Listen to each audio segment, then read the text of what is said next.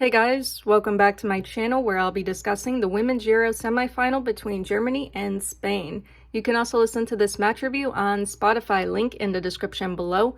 Likewise, if you're listening to this on Spotify, you can also watch this game review on YouTube. Link will be in the description. You know, it's just insane how Germany got to the semifinal. In their quarterfinal against France, Germany went down to 10 players, tied things up after France got a penalty kick, and then took the game all the way to extra time and penalties where they would ultimately win. I feel like France had every opportunity to put that game away, but they couldn't for some reason, and now Germany is here. Let's not kid ourselves. This is going to be an extremely difficult game for Germany. In their last two games, Germany had gone down to 10 players because a defender did something weird.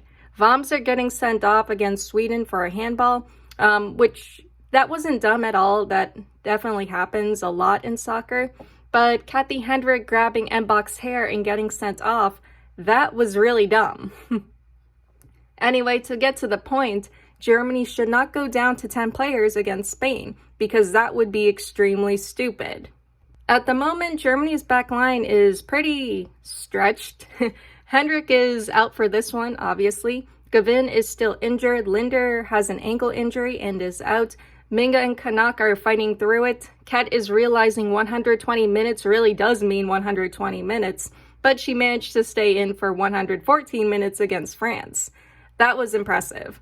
Wamser will be back and Kleinherne is still available. There are 5 available defenders for this game, and Vuk could likely go with a 5-back like he did against France. I'm not entirely sure what Germany's strategy is for this game. They need to keep control and maintain possession. I think that's a big thing. They need to take advantage of the chances they create in this game because I don't think they can create many if they're unable to keep possession and get forward. I think that's what it will come down to. Germany's ability to maintain control, especially since Nuskin is going to be missing due to yellow card accumulation. Lohman is available, which will be fine. Hopefully Brandon Bull will be able to get forward, but yet again, it comes down to the team's ability to maintain control. They don't have to completely dominate the game, but Germany needs enough of it to actually do something, to actually create something. Anyway, yeah, it's going to be something. Let's get into the lineup for this match. All right, so the lineup. We have Ann-Katrin Berger in the goal. For defenders, Rebecca Kanak, Carlotta Wamser, welcome back, Janina Minga, Franziska Kett, and Sophia Kleinherne. In the midfield and attack, Elisa Sens, Zara Debritz, Eula Brand, Clara Bull, and Giovanna Hoffmann. All right, so there's that 5-back. Hopefully no one gets sent off this time around. And hopefully Germany caught England's game against Italy yesterday. Italy played with a pretty strong 5-back and were able to hold off England's attack until the very end.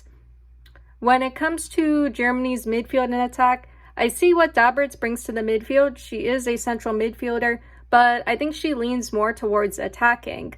I think I would have gone for more control, so I might have gone with Lohman over Debritz. Debritz, though, she is very effective in the attack. Once again, Germany, they got to get forward. Hoffmann is also starting again. Truthfully, and I like Hoffmann, let's get that out of the way, but I wasn't all that impressed with her in the last game. I still think she should be alongside Churchy, or Churchy should start in her place.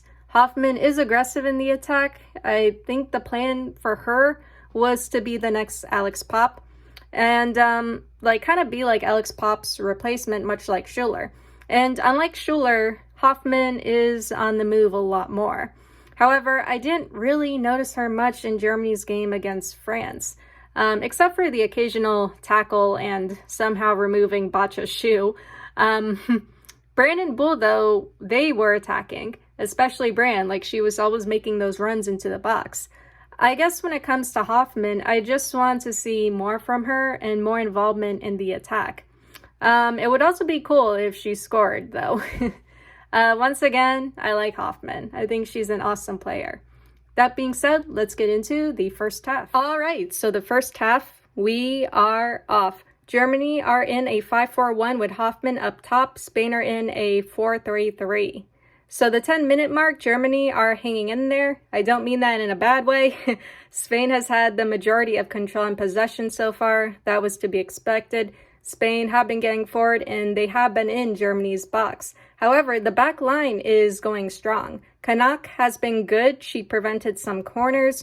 Germany should try to up their physicality and pressure. I saw Eula doing it earlier and was reminded that Spain doesn't like that. It throws them off when teams are more physical with them, and it throws them off when teams apply pressure to them. I think Germany would benefit if they tried to do that more. Germany had a good chance to score in the 7th minute. Berger played a long ball to Bull. Bull made a run and attempt, but it would go wide. Honestly, it was a good counter, but the finishing could have been better. So the 25th minute mark, Spain once again is keeping control. No surprise there. They're on the attack, but Germany is still holding them off. They are getting closer and closer though, so they have to be careful with that.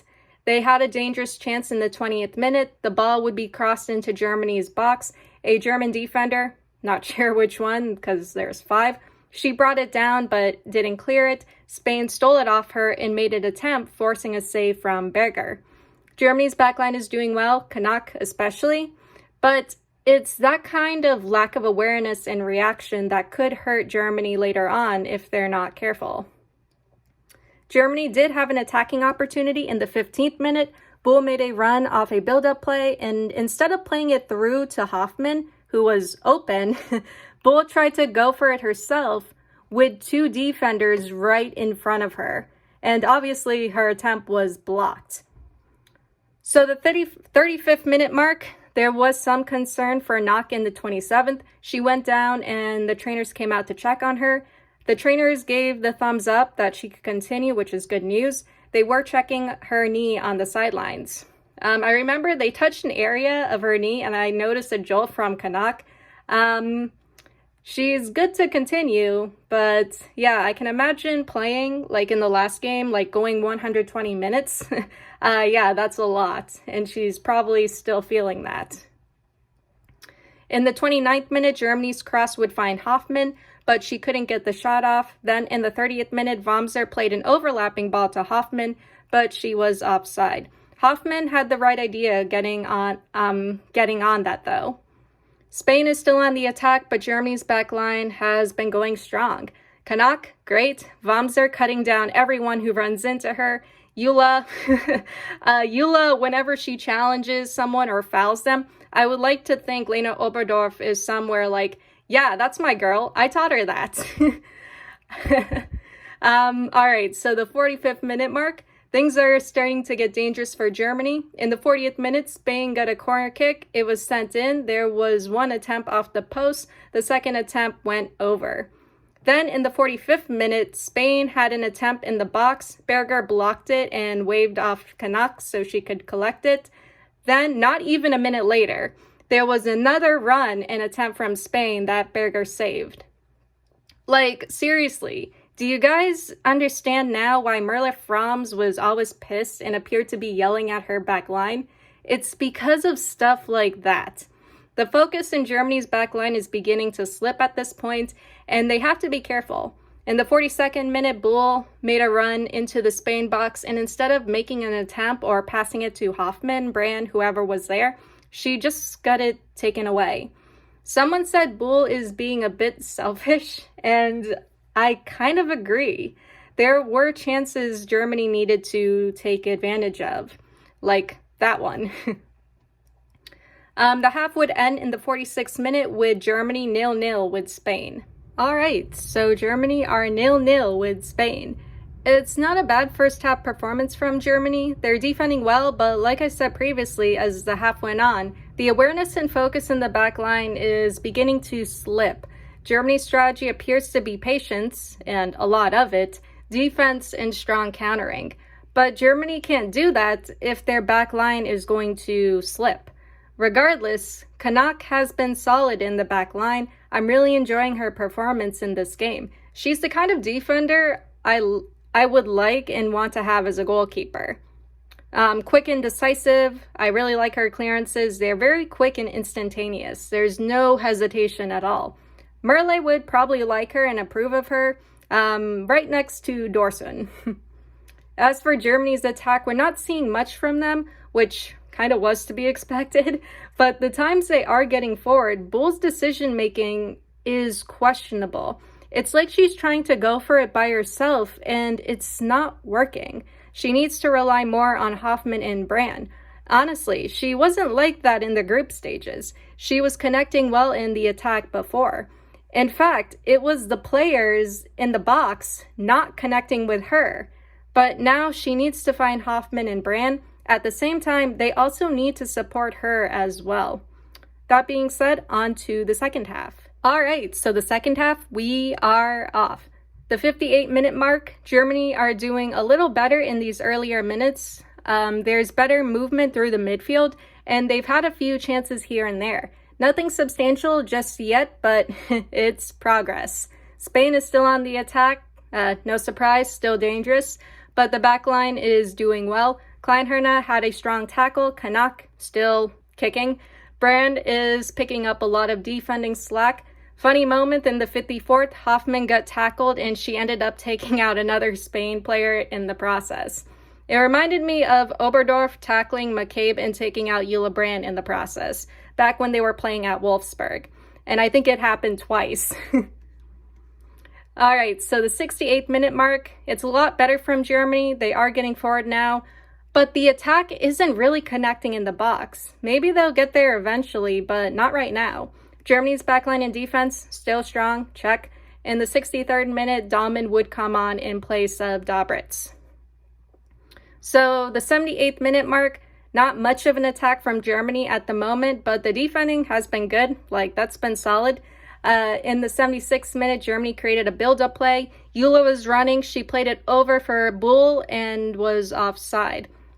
I saw space in front for Eula to play that through to Hoffman instead of out wide to Bull. Maybe it would be offside too, but maybe it won't. Do you guys just not like Hoffman? Actually, no, scratch that. Do you guys just not like through balls? I don't get it. Jennifer Marojan, she did those all the time when she played for Germany and Lyon. Did y'all not pick that up from her?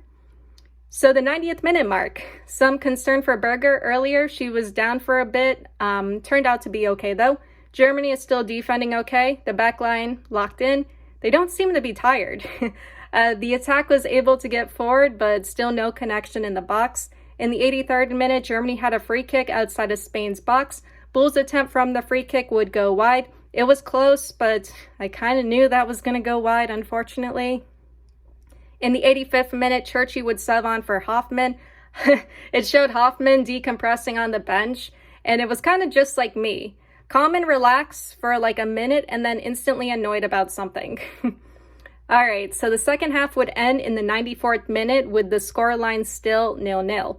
Yeah, we're going into extra time and probably penalties. All right, so the first round of extra time. The first round would end in the 106th minute with no goals to be scored. Both Germany and Spain have been getting forward, but Spain seems more successful when it comes to their chances. They're taking advantage of their crosses, services, plays into the box. Germany, not so much. Still, Germany's back line isn't backing down. Unfortunately, Kleinherne would go down trying to stop a play or trying to stop the ball and may have gotten stepped on, or she may have overextended her leg. I actually found out later she overstretched her leg. Kleinherne seems to be okay. Everyone on the bench frantically checking on her to see if she can continue, and it's a no. In the 96th minute, Lohmann would sub on for Kleinherne. Yeah, poor Kleinherne, but the way the team and Vux surrounded her to see if she could continue was both stressful and, not gonna lie, kind of funny. Honestly, just give her some room. She seems to be okay, thankfully. It was probably good that she came off. We need her healthy and fit for the final if Germany makes it. She was upset about having to come off. Hoffman and the team hugged her, showed her some support. But if you think about it, it's probably best that she comes off as to, not make things worse. Yeah, so that being said, on to the second round.